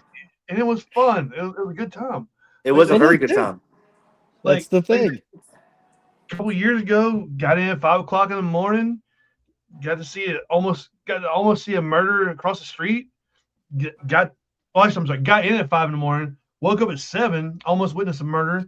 Then went to play the game. It was a good time. Didn't you guys get pulled over one time too? Because he looks like the usual suspect. He drives a tinted out white Chrysler 300. There you go. Tags is out. There it is. Look, that's only the second time we've been pulled over at Myrtle Beach. All right. You fit the description, motherfucker. The first time was fun too. But yeah, it's great getting. It's a good memory. We didn't like it at the time, but it was a good memory. Yeah. But those are the stories. That's half of the fun. I can run into that Chuck guy, who this happened way back when at the old original CPX field. I can talk to that guy. I'm like, remember that time? And Chuck spent the rest of the weekend because he was hungover to death. The whole next Sunday, we're all playing. We were camping right up in front, kind of right next to the main building.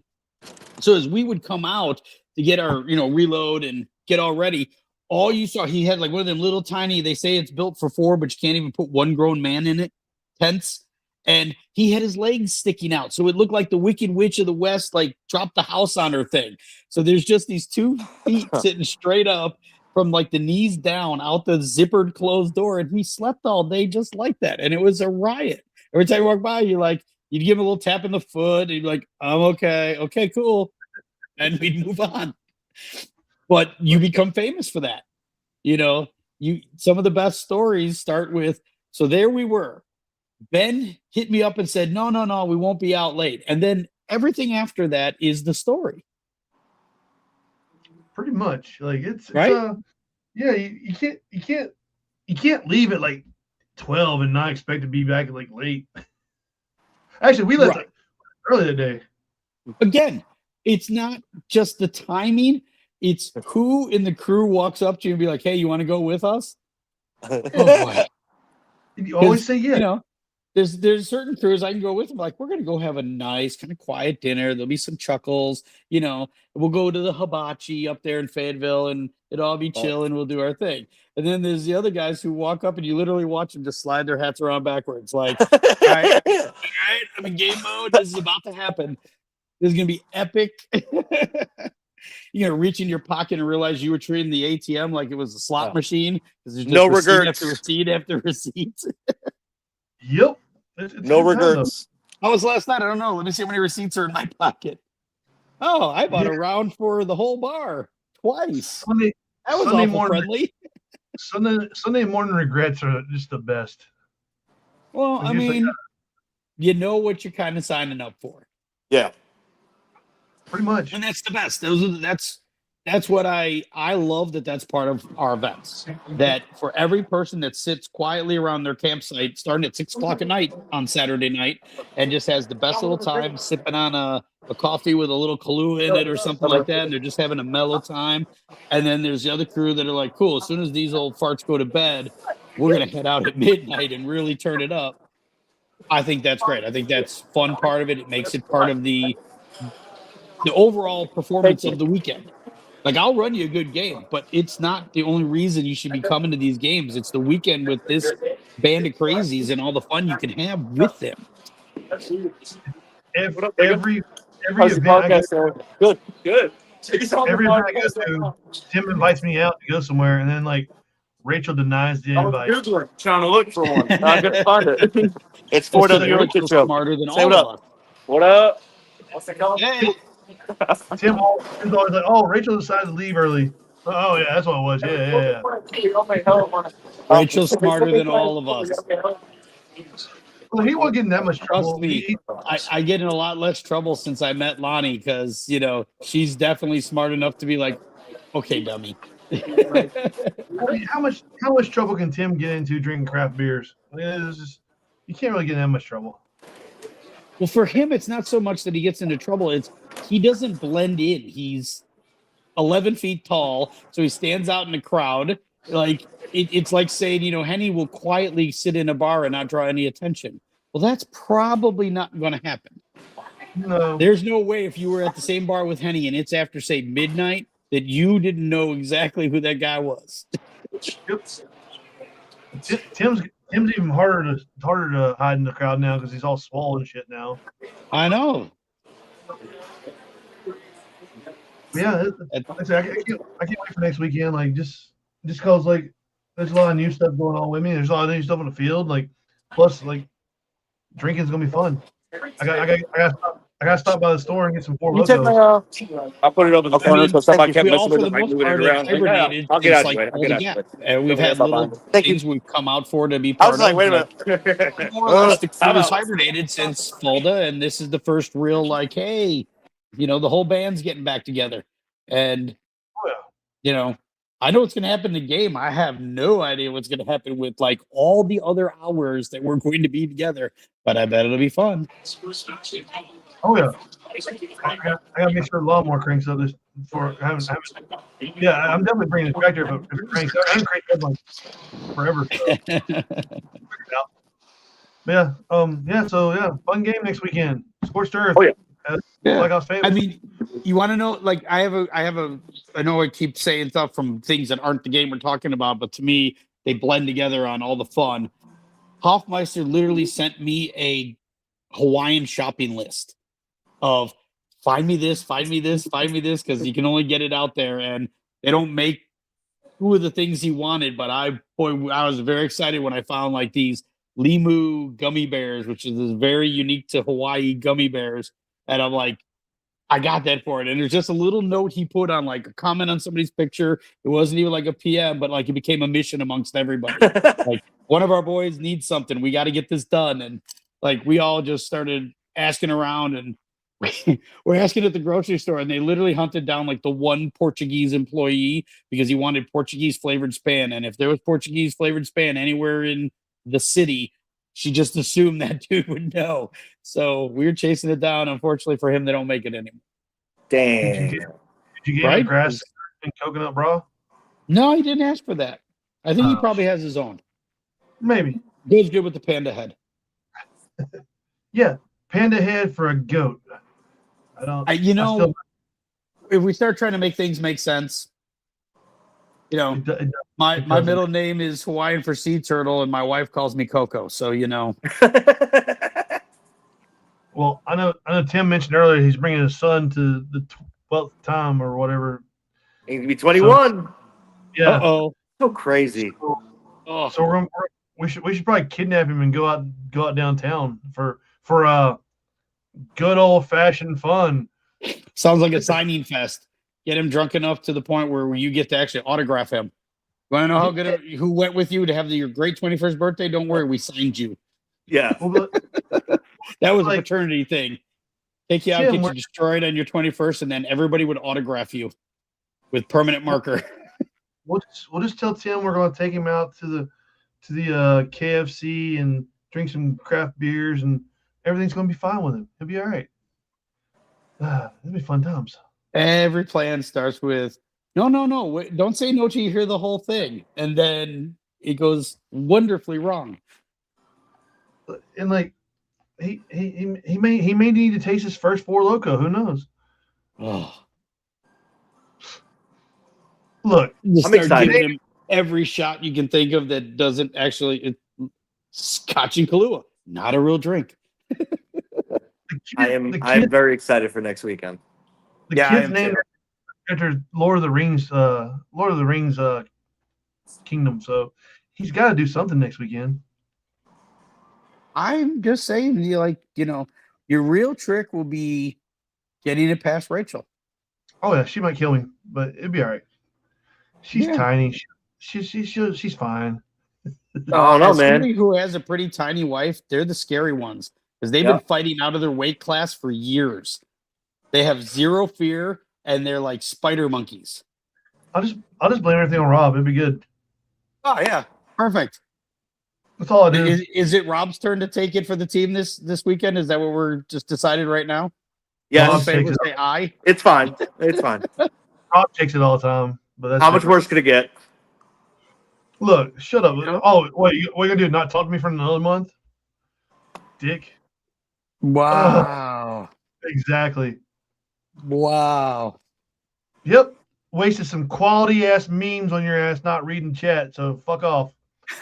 Anyway. I go when Rob doesn't answer, it's because Rob's too busy or he's got the nothing's amusing me right now. I'm just getting through it. Like, leave me be. Like, all right, man. Every once in a while, unfortunately, that's a toxic trait I got. I get it. I'll send you just like, are you good? I haven't heard from you all. I'm fine, dude. I'm just working through it. Okay, cool, bro. Yeah. Just checking in. I mean, like, he does take an hour each day to like trim the French Montana beard and shit, but that's different. Like, he's still got time to do. Don't hate. He's got it nice and tight. His shit's still fucking brown, man. He's doing better than the both of us. Whoa, that thing's. Mine ain't even gray anymore. It went right to like Santa. Dude, I'm telling you, this is getting more and more fucking gray. Okay. Mine's ridiculous. Like, it's just I got a little like my hair's all black except for like looks like somebody hit you with a paintbrush on accident. Yes. Like but it's growing, dude. It's fucking growing. It does that. It starts off small and goes big. Like I got a few gray hairs on the side, but like That's it. And like the rest of us is pitch black. But like my beard just went dark. See, My that's beard went gray. distinguished. You can pretend you're distinguished and shit until you talk. I'm not always drunk. excited. I'm excited to let off some steam and be around the boys. Yeah, It's gonna be good. I mean, It's gonna be good for the soul. conversation is just expanded by another 600 people. Yeah. That's all this is. It's like 600 more people are going to have this exact same conversation with each other. Yep. I'm excited to eat. Like I've actually like I asked ChatGPT where I should go on there. Like I haven't eaten hardly anything lately. I'm excited to eat something good. Did it offer you something kosher? No, not Jewish. I do like Jewish girls. I do like Jewish women, but like I'm not Jewish. Speaking of that, anyway. Anyway, let's not derail. That's a preference. All right.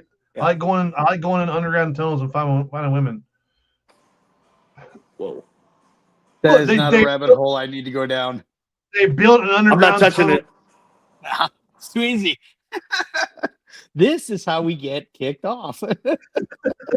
This is the time of okay. All right, guys. Thanks. See you guys next weekend. Look at the time. It's Well, if I really want to go off the rails, I'd be like, did you guys see the video where Trump admitted there's aliens? That's a rabbit hole I'm willing to go down one day. That's just wild. That's the best part of all of our news cycle now. Literally nothing can be said that is wild as crazy crap, and then next day it's something different. Like nothing has a time life that lasts more than 48 hours, no matter what it is. 48 hours later, there's some other incredibly crazy, how did that happen? I don't believe I didn't just see it with my own two eyes kind of thing. I'm going to tell you one thing. I'm just glad that they're talking about aliens now and not all the nasty, disgusting, despicable shit that we've been listening to for the last 3 weeks. Over it. Yeah. All of it. Did you see, this is off the rails too, but it's just what we said.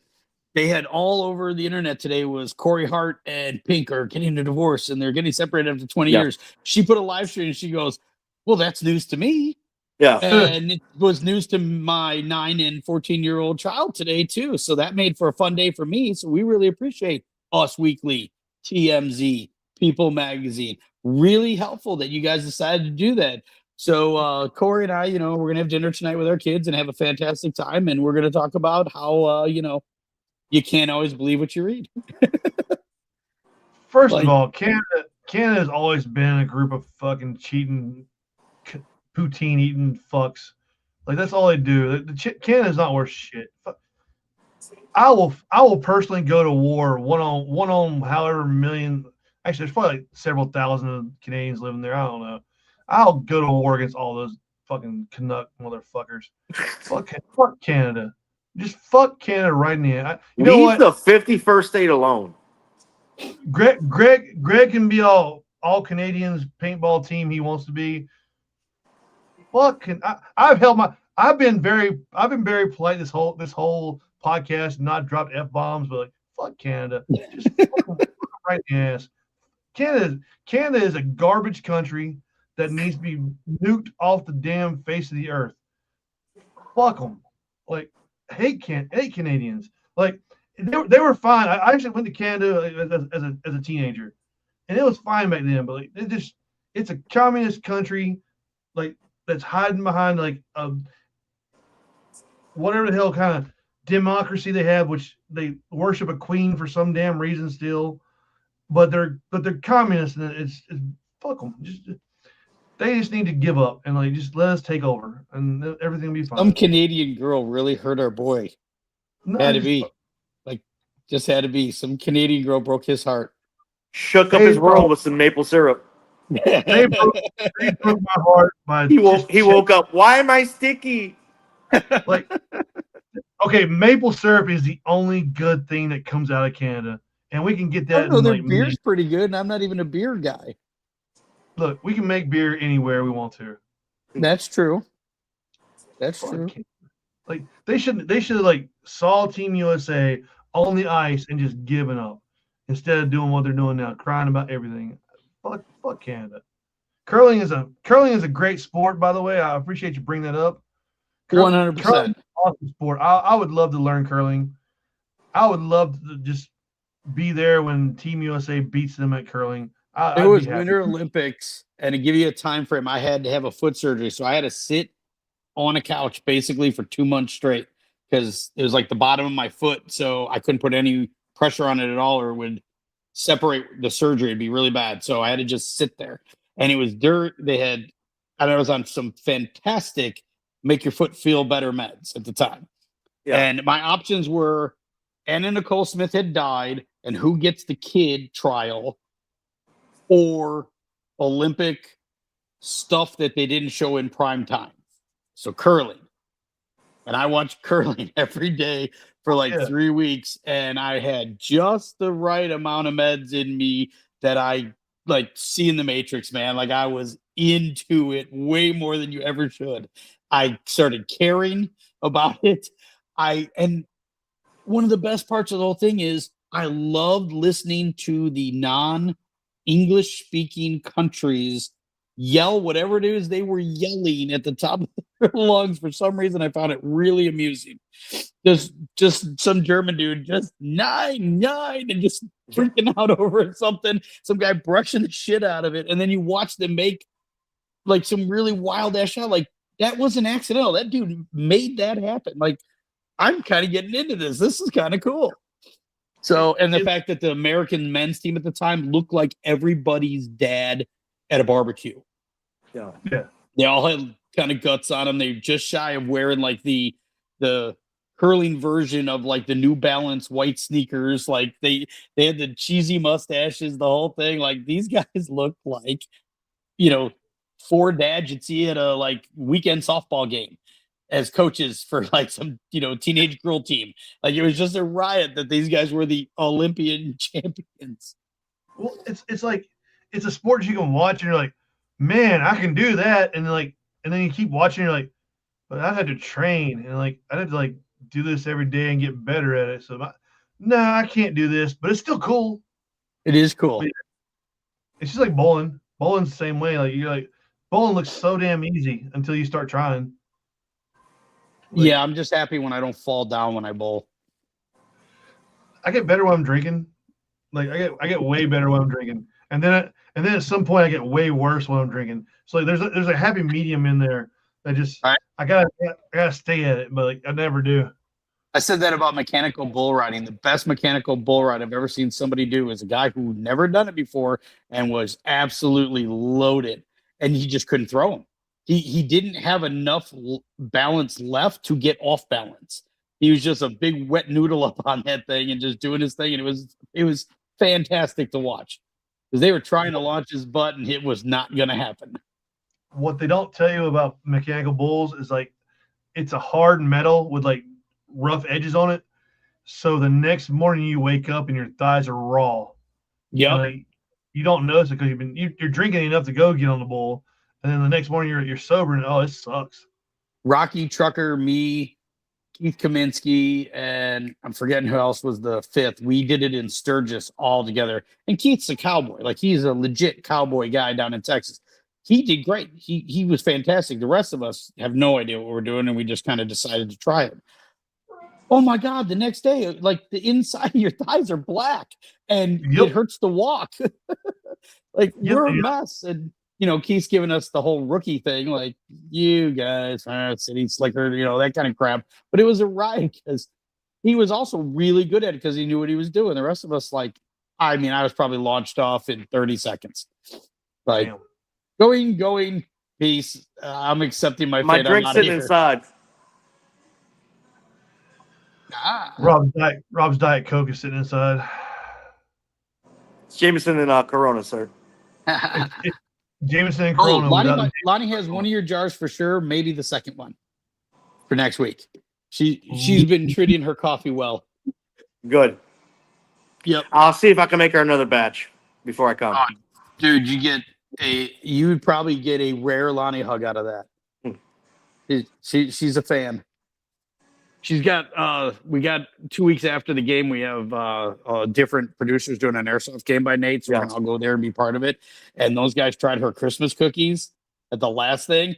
They acted like somebody just gave them cash. I remember I was there. Wasn't I there with you? Yeah. Right, yeah. They lost their mind over the cookies. So she's making them a special batch just for them because they enjoyed it so much. Hell yeah. He goes right into mom mode when the kids like something. Of course, Airsoft Slim was an Airsoft game. Hey, look, I have fun with Honu and Nate and everybody. Yeah, I mean, it's the same thing we do when we do like a gangster or something like that. Like when we get to play, we get to just go be silly and have fun, and we don't necessarily have to care who wins. And it's still shooty sport. It's still doing something. And my ability to go play paintball is hard. It just doesn't come up as often as I'd like. I mean, I'm going to 2 paintball games this year for sure, and they're both at the same field. And I think the only problem I have with in that I just have to throttle it down a little bit. Well, there's an aggressive difference between the way they play and the way we play, because they still play, like I said, 20 years ago.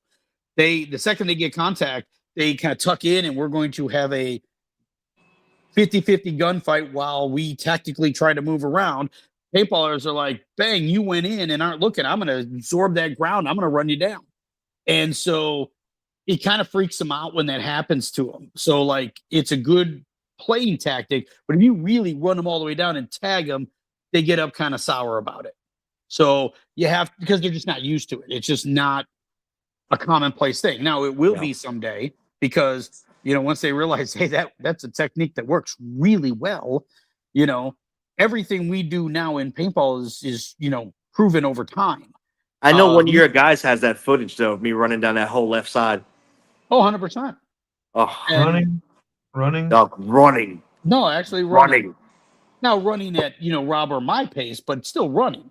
You know, not like Ethan, the kid on the team who, you know, runs like a deer, you know, but yeah, and I mean, we do at Falda, or not Falda, it was Gangsters, where we did the magical mystery tour, where I walked all the way down through the creek and came up behind him.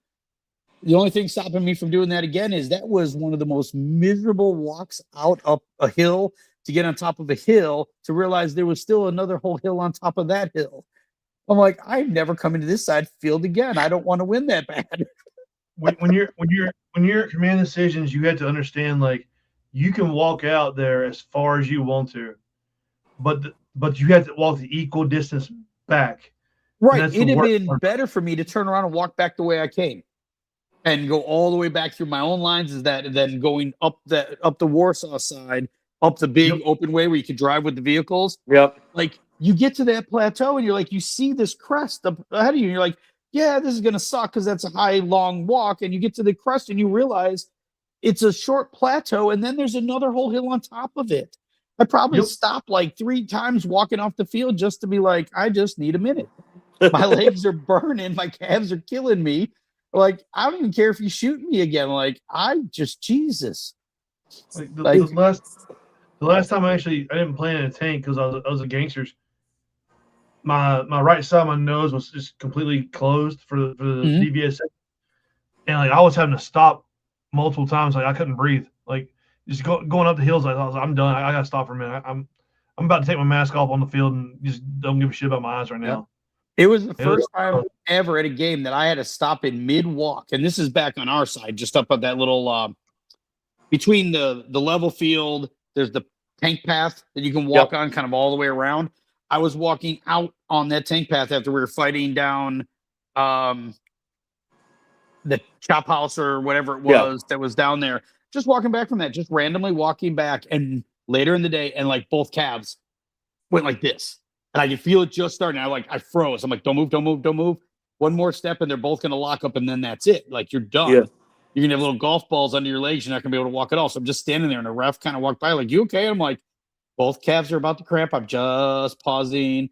And I walked off as straight Tin Man as you've ever seen in your life, man.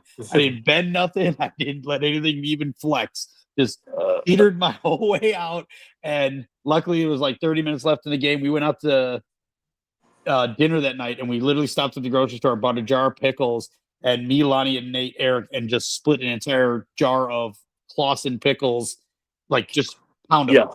Everybody just pound all these pickles, even if you're not hungry, eat the pickles to try to come back up from that, because it was crazy. It's the worst game I've ever played. Like, not worst game, it was a good game, but like the worst conditions ever were The Walking Dead the last few years in the middle of May. And like August. Yeah, it was August, wasn't it? He started He started in May. He finished August was over 100 degrees.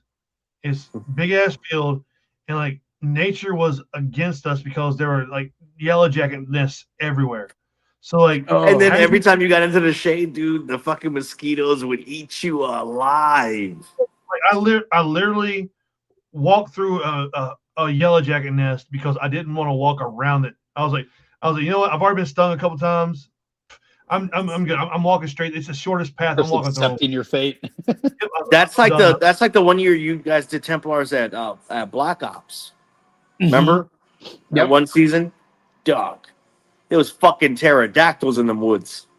Yeah, that was late in the season for them. So yeah, that was because we did that in like October in North Carolina. So the temp was fine, but like it was the last life. Like all of the mosquitoes born over the summer, all were there and had a meeting, and it was pretty wild because that was actually one of the only real complaints from the game. Because we actually went back to like the old school where you entered through like the 2 green double doors and then the one base. So we played the whole field kind of on a tilt like we used to. So that made it fun to kind of do that version of it again. Kind of taking it back to the old school kind of way. But still, you ran into that. That was definitely a thing. And that's it. Like, again, there's all of a sudden in the last 2 years, we all know there's been this huge influx of lots and lots and lots of new games or just crowding the calendar for everybody. And then that's what you run into. It makes it difficult to place even 4 games. We're running 3 this year. Well, we're running 4 with Hawaii, but we're only running 3 on the mainland because there just isn't enough spots in the calendar without getting in somebody's way. And it still matters to us to not get in someone's way. And not be a week away from somebody or, the same weekend even. Like, it's crazy. I mean, it just is what it is, but it's just kind of crazy. Like on Legends weekend for the longest time, that was just Legends weekend. That was just considered. There's like 5 games on Legends weekend now. Yeah, it's ridiculous right now. And yes, Yeah. it's definitely a hot fight. He's watching a hockey fight there. We got the one of the games on up here, and they just had a pretty decent one in the Florida Toronto game. That's on. I'm watching that on the other screen. Oh, cool. Give me a Hurricane score, man. I moved to Carolina, but I can't get Hurricane games. Yeah, they probably got the blackouts everywhere. Yeah. Like I've never been to a Hurricanes game. I usually go to the Checkers games in Charlotte though. Like if I go places, like, we go to the Stingray games down here all the time, and it's great. It's a fun fan base. We actually got to go last week when we got back from Hawaii because Lonnie just took an extra day off of work, kind of thing. And we went to a day game, like the kids' day when all the kids come. You got to do that once. I would only say do it once because, my ears were still hurting like 2 days later. Because when they say get loud, the kids go, "You got it, mister," and get into it. But it's kind of cool to see the enthusiasm. That sounds like yes, Elliot. We're doing a Bricktop game. Hang on, let me get my schedule. What? May 9th is the Bricktop game where the proceeds from the event are going to go all to Bricktop. Yep. It's going to be what we call like a tier 1 style event. So not really like a Mission Masters, but it's basically going to be a like a multi-level. There's going to be like a couple of multi-level missions that you're going to go out and do. So like a compact version of like one of our games. We're going to take some highlights of a lot of the stuff we do and turn it into one elongated mission that takes a certain amount of hours that you have to kind of do in a series of steps. And if you miss any of the steps, that will make it harder to do the remaining steps. And then that way we don't have to have specific commanders. We don't have to have specific, game plans ahead of time. It allows people to kind of show up. We can divide into, literally divide you down the middle of the room. And somebody on that side better kind of take charge when we put what we put in front of you, and here you go and deal with it. But it makes it a much more, you still get the intensity of it, but the overall structure is much more loose and a lot more, can kind of work it in the moment kind of thing. because we're not trying to do a 2 days scenario. We're just trying to do some really cool advanced open play, I guess is what it turns out to be. But featuring a lot of the stuff you do like in our games and stuff that we can't even work into some of our games because they don't really apply to a 2 day game. It's more of a 1 day game feature. So I'm excited to be in Fayetteville. Yeah. Yeah. Your comment about going to a hockey game with a bunch of kids around just definitely sounds like my own personal version of hell. Like, it was kind of fun. And we had one of the teachers sit right behind us. And I'm like, so you're all going drinking after this, right? She's like, oh, yeah, there's a plan. Like, the kids get out early today, so they'll be gone by 2. We're all meeting at a certain bar by, 3 kind of thing. And just watching them try to keep it all corralled. Like, it was, yes, trying to be the parent involved in that would have been really bad. And I come from, I try to corral adult children with money and much more size and attitude. And I corral you guys for a living at times. And I'm watching these kids and I'm like, nope, rather deal with the adults. Like one of my favorite horror movie scenes of all time is whenever Terrifier 3, whenever he blows the kids up. It's shocking and so great. It made me smile. I don't know why. We watch different movies, bro. You want to work call? I'm doing a podcast, paintball podcast. Okay. Yes, it's a work call. What do you want to do? Just want to do a quick shout out for the bar you're at? Carolina Ale House in Wake Forest. Like, just tell him you're on a Teams call, and he'll cry for you. Those things There you are go, Santos. Man, child for life, bro. Hell yeah. Hey, Rob. I have Yes, so sir. many Teams calls this week. Like they keep adding me to Teams calls at work, and I cry each time. I'm like, right before I hit the accept button, I'm like, where did my life go wrong? I finally don't have those anymore. Nice. They're awful. They're just anytime somebody says, "Oh, we got a new Teams call for you," it's gonna be a lot of good information. Like you're no. Like, my life just be. This all could have been an email. Yeah, my life could have just been an email. I'm just saying. There's a lot of those I go to. But yeah. Oh Fun man. time. Let's talk about the same shit we've talked about for the last 2 months of implementation, right? But let's go back to the basics. Let's go back to the square one again. Yeah, thanks. I really love when a young one they're like no, we don't do like, get to the point. Corporate life ain't bad. I work from home though, so like I don't ever go to the office anymore. So at least I got that good. Look, it's Jason. Bonnie Mann. absolutely refuses to turn her camera on for her Zoom meetings and stuff like that. She's like, I'm not doing it. I don't need to look at you. You don't need to look at me. She doesn't even talk in hers unless they directly ask her a question. Other than that, she just kind of goes along for the ride. We have to have our cameras on for our Friday call, and it's just so. I don't think they've gotten to it yet. I wear the same shirt every Friday. It's just so great. It's our Friday shirt. I just put it on. Whatever. I got the VP of the region. He called me out one day because I was wearing like a shirt with no sleeves on it. He's like, "I wish we could all be casual like him." Fuck. All right. So now I wear the same shirt every time. Be like that one guy they show on Facebook once in a while, the janitor that wore the exact same sweater and shirt to the picture day for 34 years or whatever. And like you can watch the progressive of when this guy was like 22 all the way up till he's an old man, and like it's the exact same like beige like sweater vest and like blue shirt. It's the exact same one for 34 years.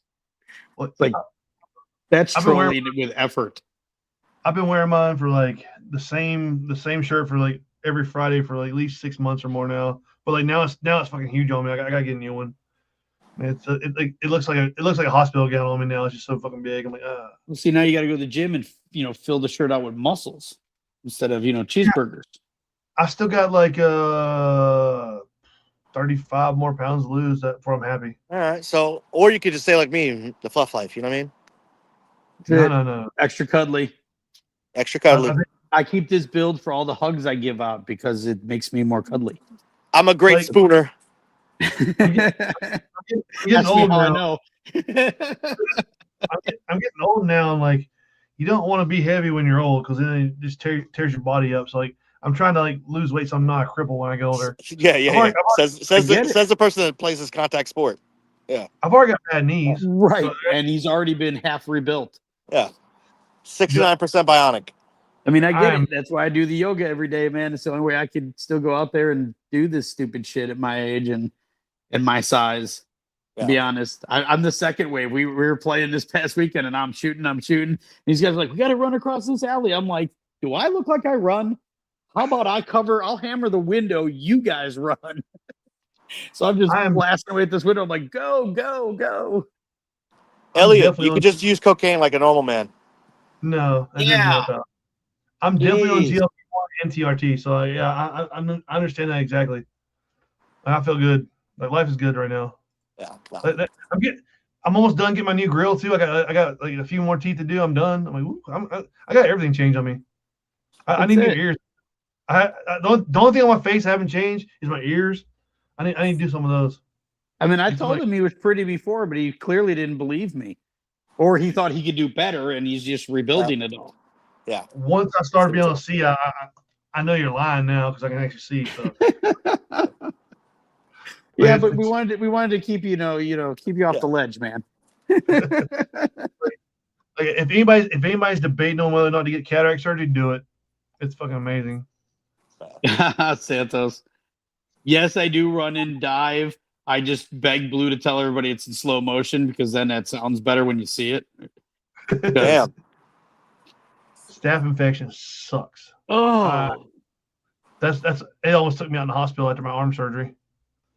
That damn, shit was not man. good at all. Back when you were half zombie.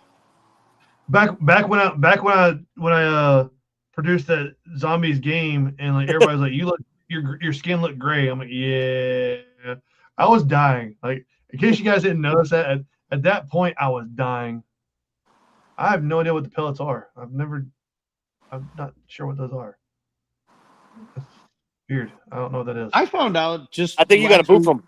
While we were out in Hawaii, I found out that like one of the guys we know out there takes testosterone, just as part of aging or whatever. And one of the things they can do, and is the preferred method for him, is they basically make an incision, put something about the size of a Tic Tac in your butt cheek, let that kind of heal closed on it, and it slowly dissipates testosterone into your body over a time period. And then you go and they do the other side and they kind of go back and forth, and that's your thing. And I'm like, no, I'm not doing it. Yeah. Holes on your ass. That sounds great. Yeah. You got a holy ass. Okay. That's basically the same idea. Like I did the shot for a while. Like I was doing ass cheek shots, and like I hit a blood vessel one time, and I ruined a sock because like blood from my ass got all the way down to my foot. It was fun, but now I do the yeah. So Elliot said that's what the pellets are, but I do the gel. The gel is so much better. Like you just gotta do it every day. And, he was using the gel too, but I guess the amount of it that he was using was excessive. And then the gel, you have to worry more about.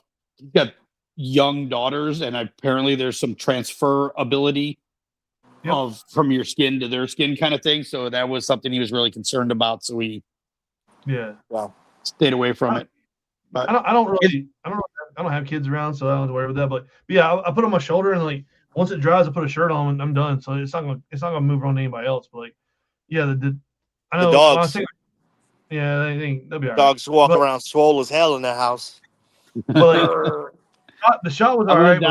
Like my good old fashioned Irishman. I'm gonna, cirrhosis of the liver and skin cancer because I can't I'm allergic to sunscreen.